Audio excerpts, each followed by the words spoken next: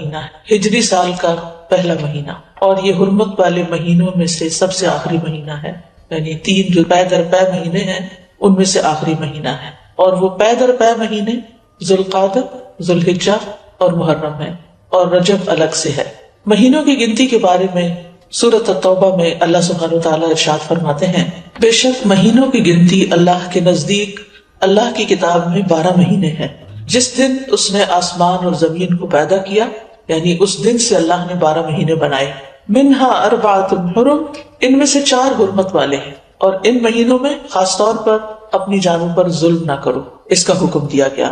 صحیح بخاری میں بھی آتا ہے، ابو بکرہ کی روایت ہے کہ نبی صلی اللہ علیہ وسلم نے فرمایا، زمانہ گھومتا ہوا اپنی اصلی حالت پر آ گیا ہے جس دن اللہ نے آسمانوں اور زمینوں کو پیدا کیا تھا، کیونکہ عربوں نے مہینوں کی گنتی میں بہت کچھ تبدیلیاں کر دی تھی، کبھی کسی سال میں مہینہ بڑھا دیا، کبھی گھٹا دیا، تو وقت اپنی اصل پہ نہیں رہا تھا۔ لیکن جس سال نبی صلی اللہ علیہ وسلم نے حج کیا، اس موقع پر یہ فرمایا کہ یہ حج اپنے اصلی صحیح وقت پر اور صحیح تاریخ کے مطابق ہوا ہے۔ فرمایا زمانہ گھومتا ہوا اپنی اصلی حالت پر آ گیا ہے جس دن اللہ نے آسمانوں اور زمینوں کو پیدا کیا تھا۔ سال 12 مہینوں کا ہے، جن میں 4 مہینے حرمت والے ہیں، 3 تو مسلسل ہیں، یعنی ذوالقعدہ، ذوالحجہ اور محرم، اور ایک رجب مضر جو جمادہ اور شعبان کے درمیان میں ہے۔ تو یہ 4 مہینے جو ہیں یہ حرمت والے ہیں، اور ان کی حرمت میں سب سے اہم چیز یہ ہے کہ انسان حرام کاموں سے بچے۔ ویسے تو انسان کو پوری زندگی ہی غلط کاموں سے بچنا چاہیے، لیکن اللہ سبحانہ وتعالیٰ نے ہماری یاد دہانی کے لیے، ہمیں شوق دلانے کے لیے بعض مہینوں کو بعض پر فضیلت بخشی ہے، اور پھر ان میں خاص کام کرنے کو کہا ہے، جیسے رمضان میں روزے رکھنے کا حکم ہے، ذوالحجہ میں حج کرنے کا حکم ہے۔ عربوں کے ہاں رجب میں زیادہ تر عمرہ کیا کرتے تھے، لیکن کوئی خاص اس کی ایسی فضیلت تو نہیں ہے۔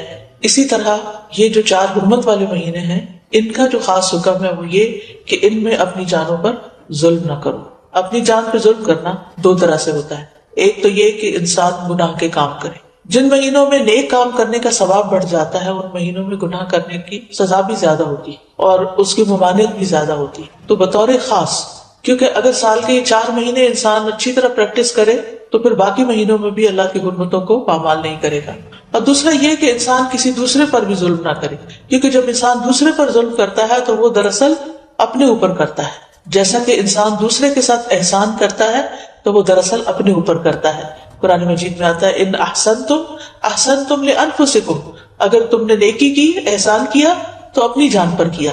یعنی بظاہر ایسا لگتا ہے کہ جیسے انسان دوسرے کو فیور دے رہا ہے، لیکن حقیقت میں وہ اس کے اپنے لیے ہی بہتر ہوتا ہے۔ محرم کو اللہ کا مہینہ قرار دیا گیا ہے، یہ اس مہینے کے فضائل میں سے ہے۔ نبی صلی اللہ علیہ وسلم نے اس کے بارے میں فرمایا، ان ابی ہریرہ رضی اللہ عنہ قال قال رسول اللہ صلی اللہ علیہ وسلم افضل الصیام بعد رمضان شہر اللہ المحرم۔ یہ صحیح مسلم کی روایت ہے۔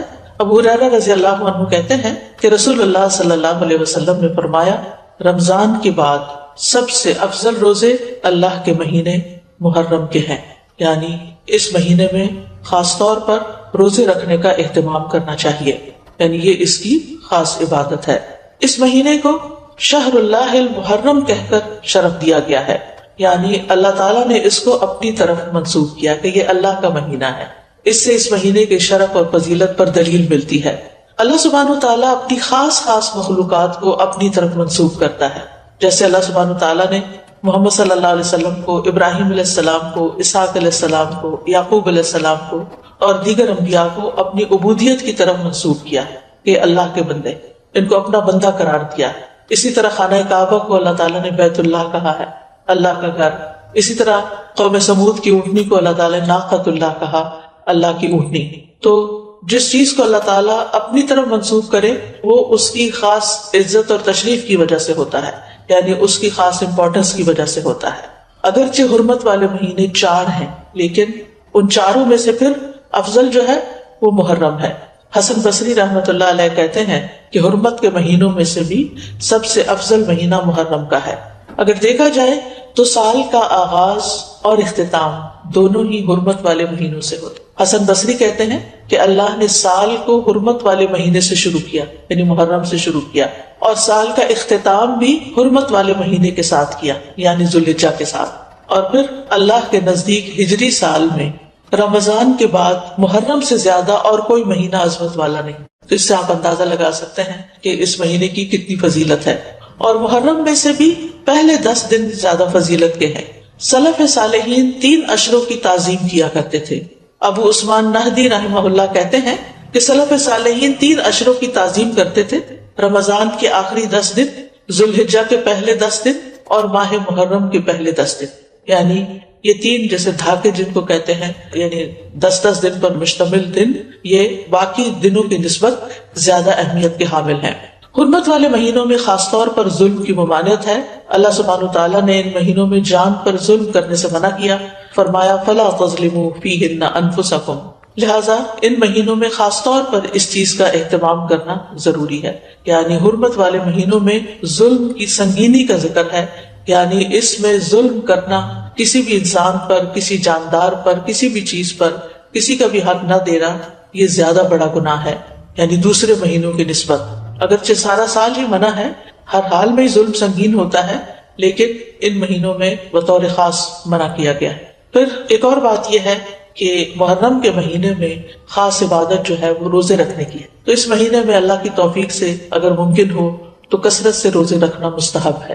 روزوں کے اعتبار سے رمضان کے بعد سب سے افضل مہینہ ہے. صحیح مسلم کی روایت ہے، ابو ہریرہ کہتے ہیں کہ رسول اللہ صلی اللہ علیہ وسلم نے فرمایا رمضان کے بعد سب سے افضل روزے اللہ کے مہینے محرم کے ہیں. ابن رجب کہتے ہیں کہ یہ حدیث اس معنی میں واضح اور صریح ہے کہ رمضان کے بعد نفلی روزوں میں افضل ترین روزے اللہ کے مہینے محرم کے روزے ہیں، اور یہ سب نفلی روزے ہیں.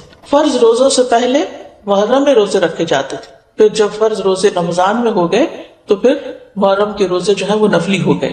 نبی صلی اللہ علیہ وسلم صرف شعبان میں کثرت سے روزے رکھتے تھے.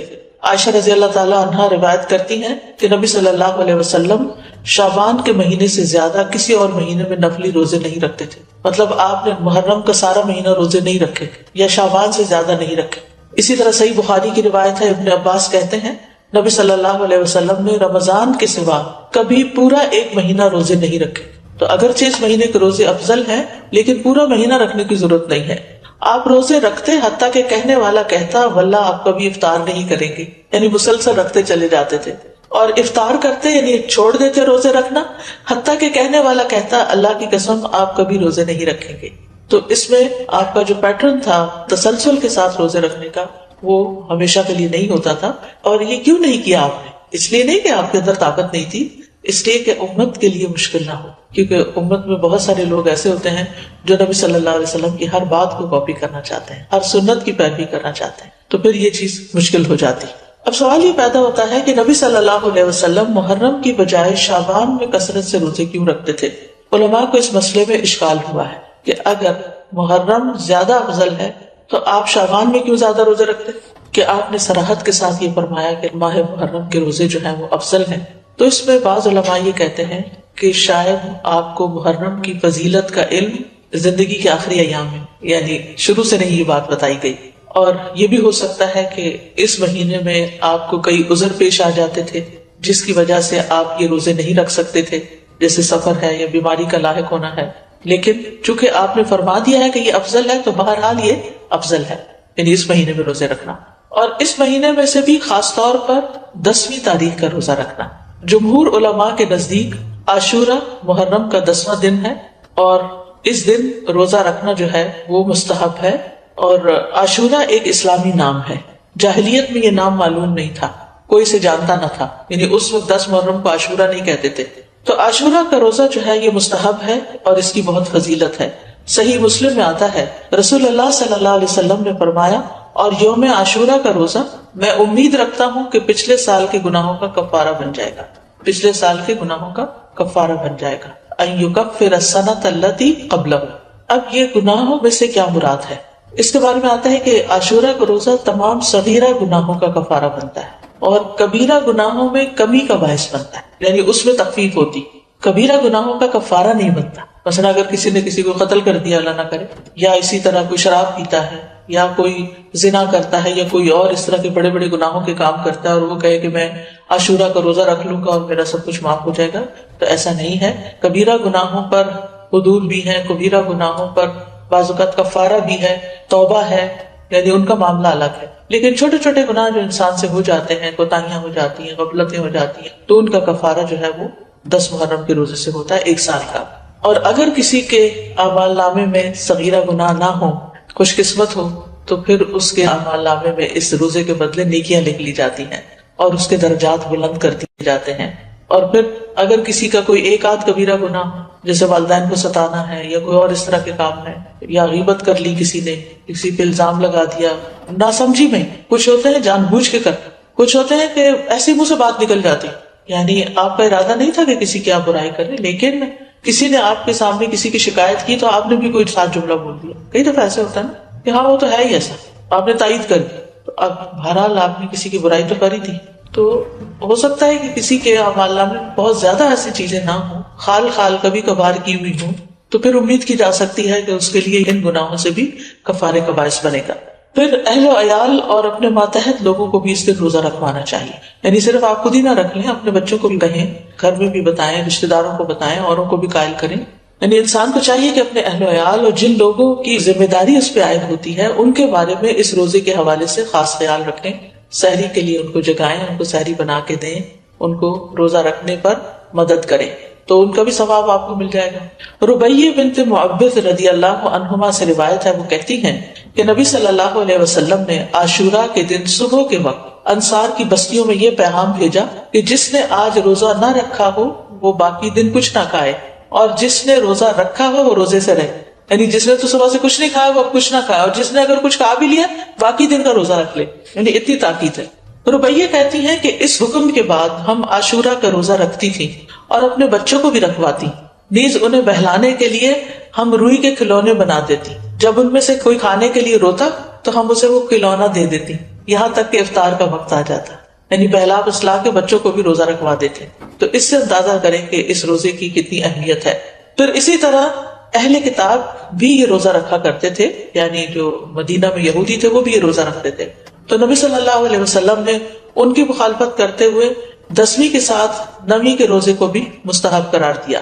صحیح مسلم میں ہے، عبداللہ بن عباس کہتے ہیں کہ جب رسول اللہ صلی اللہ علیہ وسلم نے یوم عاشوراء کا روزہ رکھا اور اس دن روزہ رکھنے کا حکم دیا تو صحابہ نے عرض کی، اللہ کے رسول، یہی دن ہے جس کی یہود و نصارہ تعظیم کرتے ہیں، یعنی ان کے نزدیک بھی یہ دن بڑا امپورٹنٹ ہے.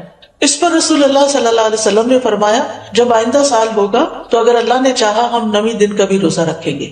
اس کے بعد آئندہ سال نہیں آیا کہ رسول اللہ صلی اللہ علیہ وسلم وفات پا گئے. دوسری روایت میں یہ الفاظ ہیں، عبداللہ بن عباس کہتے ہیں کہ رسول اللہ صلی اللہ علیہ وسلم نے فرمایا، اگر میں آئندہ سال تک زندہ رہا تو لازماً 9ویں کا روزہ رکھوں گا. ابو بکر کی روایت میں ہے، ابن عباس نے کہا آپ کی مراد عاشوراء کے دن سے تھی، یعنی 10ویں کی بجائے 9ویں کا رکھوں گا، یہ بھی مراد لی گئی. لیکن بہتر یہی ہے کہ وہ 10ویں، کیونکہ اس پر آپ کا قول ہے کہ وہ پورے سال کے گناہوں کا کفارہ ہے، اور اس کے ساتھ 9ویں کا روزہ رکھ لیا جائے تاکہ 2 دن ہو جائے. اور جو 9 محرم کا روزہ نہ رکھ سکے تو وہ 10ویں کے ساتھ 11ویں کا روزہ رکھ لے. اور اس دفعہ تو جمعرات کا روزہ آ رہا ہے 8 کو شاید، پھر اس کے بعد 9ویں کا آ جائے گا، پھر 10ویں کا آ جائے گا، پھر 11ویں کا آ جائے گا، پھر اس کے بعد شاید منڈے آ جائے، پھر اس کے بعد ایام 20 آ جائے. تو جمعرات سے جمعرات تک پورا عشرہ ہی افضل بن جاتا ہے. اور اسی طرح چاند کی تاریخ میں غلطی کا اندیشہ ہو تو 3 دن روزہ رکھ لیں، 9، 10، 11 کو رکھ لیں. تو اس بات میں کوئی رکاوٹ نہیں کہ 10ویں تاریخ کے بارے میں احتیاط برتی جائے. بعض اوقات اختلاف مطالعے کی وجہ سے لوگ کنفیوژن کا شکار ہوتے ہیں، آپس میں جھگڑتے ہیں، آج 9ویں ہے یا آج 10ویں ہے، آج کیا ہے کیا نہیں. تو ایسی صورت میں اگر انسان ایک دن پہلے کا روزہ بھی رکھ لے تو کوئی حرج نہیں. بعض علماء کے نزدیک عاشوراء کے روزے کے 3 مراتب ہیں. پہلا، 3 دن روزے رکھنا. مرتبہ کا مطلب یہ کہ بلند درجہ ہے، 9ویں، 10ویں اور 11ویں کا روزہ رکھنا. اور اس بارے میں ایک ضعیف روایت بھی بیان کی جاتی اور بعض سلف صالحین سے بھی وارد ہوا ہے کہ وہ احتیاط کے طور پر ایسا کرتے تھے. دوسرا درجہ کیا ہے؟ 9ویں اور 10ویں کا روزہ رکھنا. اکثر احادیث اس کی تائید کرتی ہیں اور اسی کے بارے میں سنت وارد ہوئی، جیسے میں نے پہلے حدیث بتائی آپ کو. اور تیسرا ہے صرف 10ویں کا روزہ رکھنا، اور ایسا کرنا جائز ہے، مکروہ نہیں ہے. یعنی جن کو اللہ تعالیٰ توفیق دے تو وہ اعلیٰ درجے کا کام کرے، 3 دن روزہ رکھے، 9ویں، 10ویں، 11ویں. جو 3 نہیں رکھ سکتے وہ کم از کم 2 دن کا رکھیں، 9ویں 10ویں کا رکھیں یا 10ویں 11ویں کا رکھیں. اور جن کے لیے بہت ہی مشکل ہے وہ کم از کم 10ویں تاریخ کا روزہ ضرور رکھ لیں. یہ بات واضح کرنا اس لیے ضروری ہے کہ اگر کوئی 9 اور 10 کا نہیں رکھ سکتا، صرف 10 کا رکھ رہا ہے تو اس پر نکیر نہ کی جائے، اس کو برا بلا نہ کہا جائے یا یہ نہ کہا جائے کہ تم نے غلط کیا. یہ غلط نہیں ہے، یہ درجے اور مرتبے ہیں. اسی طرح 10 محرم اگر جمعہ یا ہفتہ کو آ رہی ہو تو اس ایک دن کا روزہ رکھنا بھی جائز ہے. خالی جمعے کو اکیلا کر کے روزہ رکھنا عام طور پر پسندیدہ نہیں، لیکن اگر محرم کا روزہ اس تاریخ کو آ رہا ہے، عاشورہ کا روزہ، تو پھر جمعے کے دن بھی رکھا جا سکتا ہے. پھر اسی طرح اگر فرض روزوں کی قضا باقی ہو، عموماً یہ کہا جاتا ہے نا کہ اگر آپ کے اوپر فرض روزے ہیں تو پہلے وہ پورے کریں پھر نفل پہ آئیں، لیکن اس روزے کی فضیلت کی وجہ سے آپ اس دن کا روزہ رکھ لیں، پھر اس کے بعد باقی قضا پوری کر لیں. یعنی فرض کی قضا سے پہلے خاص دن کا نفلی روزہ رکھنا جائز ہے. یہ ہے مسئلہ. یعنی اگر کسی نے ابھی فرض پورے نہیں کیے تو نفلی سے محروم نہ رہے. یہ روزہ اس لیے رکھنا چاہیے کہ یہ خاص دن کا روزہ ہے، جبکہ رمضان کے روزوں کی قضا کی جو مدت ہے اس میں بہت وسعت ہے، اس کی بریکٹ بڑی ہے. بعض علماء کے نزدیک عاشورہ کے روزے کو فرض کی نیت سے رکھا جا سکتا ہے، یعنی قضا بھی رکھی جا سکتی ہے. یعنی 9ویں 10ویں کا اگر وہ قضا کے اس میں رکھ سکتا ہے، لیکن یہ بعض کی رائے ہے. وہ کہتے ہیں کہ قضا صحیح ہوگی اور ساتھ ہی 10ویں تاریخ کو روزہ رکھنے کا ثواب بھی ہو جائے گا. یہ شیخ ابن عثیمین کا فتویٰ ہے، ان کے خیال میں ایسا کیا جا سکتا ہے. لیکن افضل یہی ہے کہ عاشورہ کا روزہ نفل نیت سے ہی رکھا جائے، فرض کو اس میں مکس نہ کیا جائے، اور 10ویں کے علاوہ جو باقی دن ہیں ان میں اپنے قضا روزے ادا کر لے انسان. لیکن 9 اور 11 کا روزہ قضا کی نیت سے رکھنا جائز ہے. سمجھ گئے؟ یعنی 10ویں کا روزہ قضا کی نیت سے نہ رکھے، لیکن 9ویں اور 11ویں کا رکھ لے، کیونکہ 9ویں اور 11ویں کے روزے کی کوئی خاص فضیلت نہیں بتائی گئی. پھر اسی طرح حالت سفر میں اگرچہ روزہ رکھنا منع ہے، لیکن اگر مشقت نہ ہو تو عاشورہ کا روزہ سفر میں بھی رکھا جا سکتا ہے. یعنی اگر آپ ٹریول کر رہے ہیں تو بھی آپ روزہ رکھ سکتے ہیں. لیکن حائضہ اور نفاس والی عورت کے لیے عاشورہ کا روزہ رکھنا منع ہے، جیسے رمضان کے روزے رکھنا منع ہے. رمضان کے روزوں کی قضا ہے لیکن عاشورہ کے روزے کی قضا نہیں ہے. یعنی اگر کسی خاتون سے عاشورہ کا روزہ چھٹ گیا ہے شرعی عذر کی وجہ سے، پیریڈز کی وجہ سے یا نفاس کی وجہ سے، تو ایسی صورت میں اس کو محرم کے کسی اور دن عاشورہ کا روزہ رکھنے کی ضرورت نہیں ہے. محرم کے روزے ویسے ہی افضل ہے تو وہ روزہ رکھ لے. ابو موسیٰ سے روایت ہے، وہ کہتے ہیں رسول اللہ صلی اللہ علیہ وسلم نے فرمایا، جب آدمی بیمار ہوتا ہے یا سفر کرتا ہے تو وہ جس قدر عبادات بحالت اقامت اور دوران صحت میں کرتا تھا اس کے لیے وہ سب لکھ دی جاتی ہیں. یعنی اگر ایک خاتون ہے ہر سال روزہ رکھتی ہیں عاشورہ کا، لیکن اس سال وہ شرعی عذر کی وجہ سے نہیں رکھ سکتی، تو بعض اوقات پریشان ہونے لگتے ہیں، کمپلین کرنے لگتے ہیں، کیا بنے گا، کیا ہو گیا، یہ کیوں ہو گیا، وہ کیوں ہو گیا.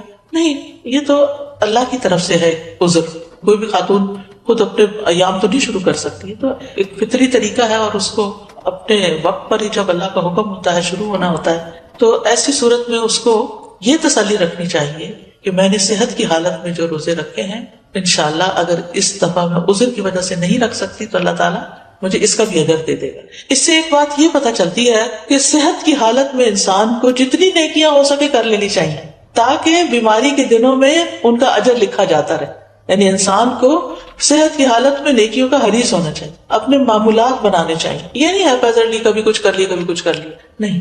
جیسے انسان کوشش کر کے تہجد کی عادت ڈالے، صلاۃ الضحیٰ کی عادت ڈالے، دن میں اذکار کرنے کی عادت ڈالے، اپنی تلاوت کی عادت ڈالے. یعنی ہر روز ایک مخصوص حصہ جو ہے ورد یومی جس کو کہتے ہیں، وہ ہر صورت اپنا ادا کرنے کی کوشش کرے. نمازوں کے بعد کی سنتوں کی پابندی کرے. تو پھر اگر وہ بیمار ہو جاتا ہے اور بیٹھ کے نماز پڑھ رہا ہے اور اشاروں سے پڑھ رہا ہے تو انشاءاللہ جو وہ اپنی صحت کے دنوں میں جیسے وہ پڑھا کرتا تھا اس کے مطابق اس کو اجر مل جائے. تو صحت کو بیماری سے پہلے غنیمت جانے اور اس میں اچھی عادتیں اپنائیں، دینی اعتبار سے بھی سستی نہ کریں کہ انسان اور کاموں میں لگا رہے اور نمازوں کی پرواہ نہ کرے یا عبادات سے غافل رہے تو صرف دنیا کے پیچھے بھاگتا رہے. نہیں، عام دنوں میں، صحت کے دنوں میں انسان پابندی کرے تاکہ اس کا اجر محفوظ ہو جائے. کیونکہ اگر کوئی زندہ رہتا ہے تو بڑھاپا تو آنا ہی آنا ہے اور بڑھاپے کی کمزوریاں بھی لاحق ہونی ہیں. یہ الگ بات ہے کہ کچھ لوگوں کو اللہ سبحانہ وتعالیٰ ایسی توفیق دیتا ہے کہ وہ بڑھاپے میں بھی اپنی عبادت جاری رکھتے ہیں، بلکہ وہ جوانی سے بھی زیادہ اس میں عبادت کرتے ہیں کہ اب فرصت ہوگی، فراغت ہوگی، اور یہ اللہ کی توفیق سے ہوتا ہے. تو عام دنوں میں جو کی جانے والی عبادت ہے اس کو انسان شوق سے کرے، تو پابندی کے ساتھ کرے، چھوٹی چھوٹی باتوں پر ان چیزوں کو چھوڑ نہ دے. عاشورہ کا روزہ پہلے فرض تھا، بعد میں اس کی فرضیت منسوخ ہو گئی تھی، مستحب ہو گیا تھا. حضرت عائشہ کہتی ہیں کہ رمضان کے روزے فرض کیے جانے سے پہلے رسول اللہ صلی اللہ علیہ وسلم عاشورہ کے روزے کا حکم دیا کرتے تھے. اس کے بعد جب رمضان کا مہینہ فرض کر دیا گیا تو جو چاہتا عاشورہ کے دن روزہ رکھ لیتا اور جو چاہتا نہ رکھتا.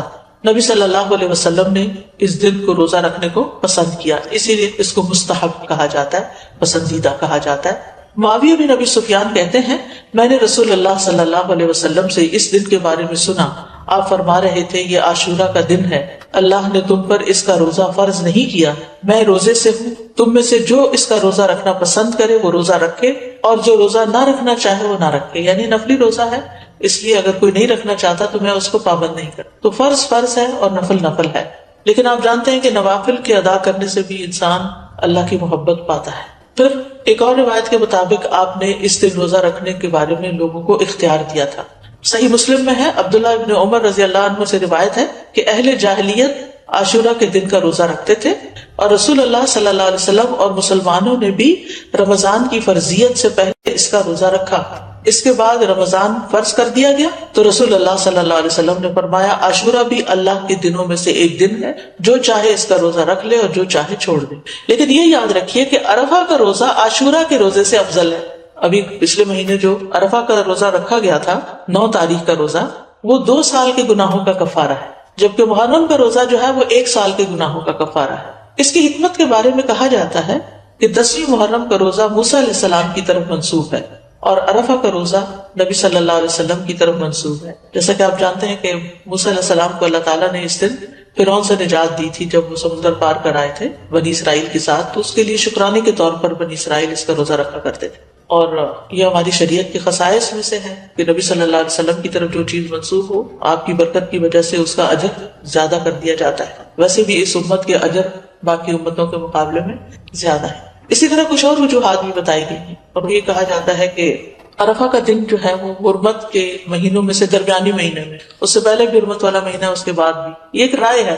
ایک قول یہ ہے کہ 10ویں محرم کو اللہ نے موسیٰ علیہ السلام پر اپنی نعمت کو مکمل کیا، انہیں ان کے دشمن سے نجات دی. اور عرفہ کے دن اللہ نے اپنے رسول محمد صلی اللہ علیہ وسلم پر رسالت مکمل کر کے ان پہ انعام فرمایا.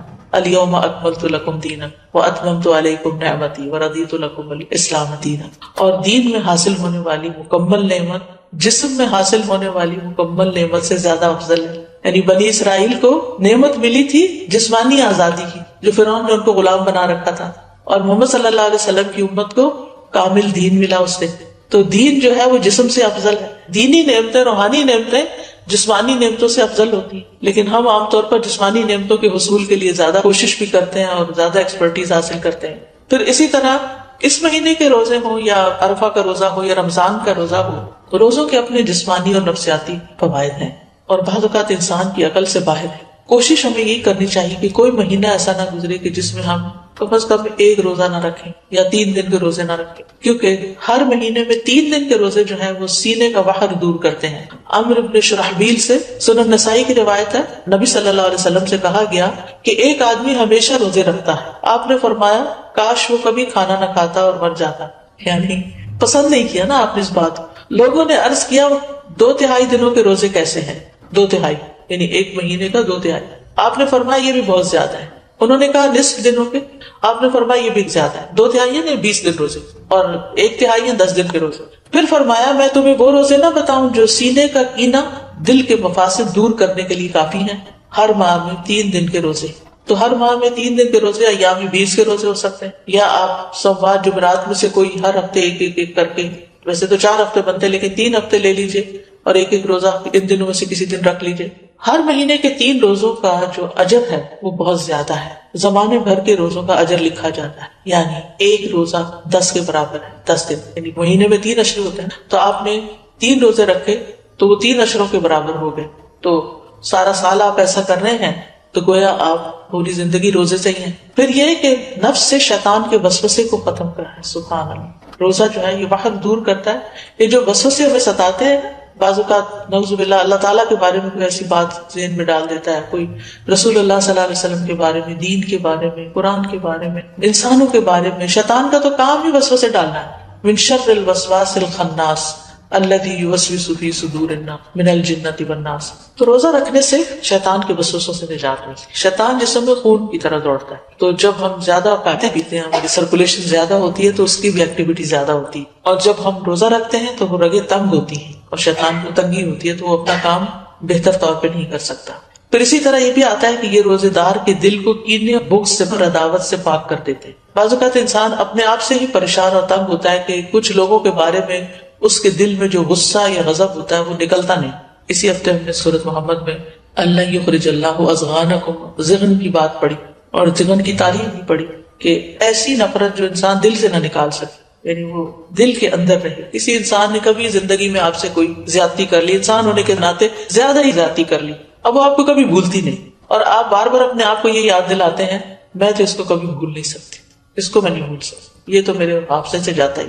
اچھا پھر کیا ہوتا ہے؟ بیٹھے بیٹھے بھی اگر آپ کو دکھ یاد آئے تو آپ رونا شروع کر دیں اور آپ پریشان ہوتے ہیں. تو ایسے سارے بوجھ اتار دینے چاہیے دل سے، یعنی بجائے اس کے کہ انسان ان کو پالے اور غمگین رہے اور پریشان رہے، ہلکا پھلکا رہے. لیکن یہ اتنا آسان نہیں ہے. اس میں ایک تو یہ ہے کہ انسان اپنے آپ کو پازیٹیو اسٹروکس دے کہ میں نے معاف کر دیا، میں معاف کر دوں گی، میں اپنے دل سے نکال دوں گی، مجھے اس سے کچھ لینا دینا نہیں، مجھے اس کا بدلہ نہیں لینا، میں اس کو معاف کر رہی ہوں، اللہ مجھے معاف کر دے، میں اپنے دل سے نکال رہی ہوں. یعنی باقاعدہ پھر وہ امیج بنتے ہیں کہ نکال دیا نکال دیا نکال دیا. اور اس میں روزے آپ کو مدد دیں گے کہ آپ ان مصیبتوں سے باہر نکلیں. پھر یہ روزے دل کو نرم کرتے ہیں، سختی ختم کرتے ہیں، پریشانی اور کدورت کو دور کرتے ہیں، سینے کو خوشی سے بھر دیتے ہیں. انسان کے جسم کے اندر کچھ ہارمونز ایسے پروڈیوس ہوتے ہیں کہ جو اس کی تکلیف کو دور کرتے ہیں، نہ صرف جسمانی بلکہ اس کے ساتھ ساتھ پریشانی بھی دور ہوتی ہے. دل کے غم اور رنجیدہ ہونے کا مؤثر علاج ہے.